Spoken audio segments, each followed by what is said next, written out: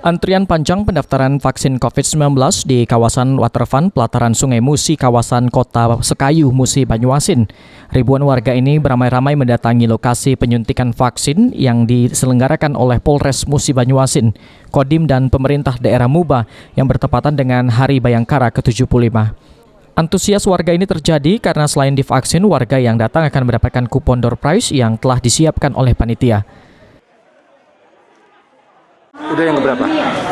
Vaksin pertama. Pertama kali. Gimana rasanya divaksin itu gimana? Pertama sih nervous ya, tapi ternyata nggak begitu menakutkan sih sebenarnya. Banyak paradigma orang kan mikirnya kalau misalnya vaksin itu efek sampingnya gimana. Tapi sebenarnya sih balik lagi ke kayak imun tubuh masing-masing. Tapi sebenarnya vaksin itu wajib loh. Orang wajib. Wajib ya dia ya. Terus dapat door prize nih, gimana rasanya itu?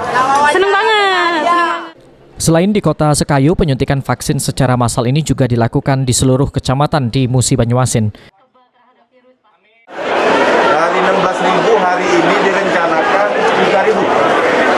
Ya, direncanakan 3.000, tetapi tanda-tandanya akan lebih dari 3.000. Tanda-tandanya akan lebih dari 3.000. Pak Kapolres, Pak Dandim, saya dengan Forkopimda tadi telah mengecek ke antusias masyarakat yang ada di kecamatan-kecamatan ya, yang juga melakukan hal yang sama.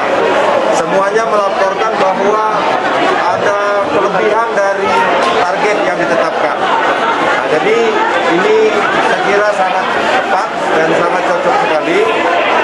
Kita tentu mengucapkan terima kasih dan selamat ulang tahun untuk Bayangkara.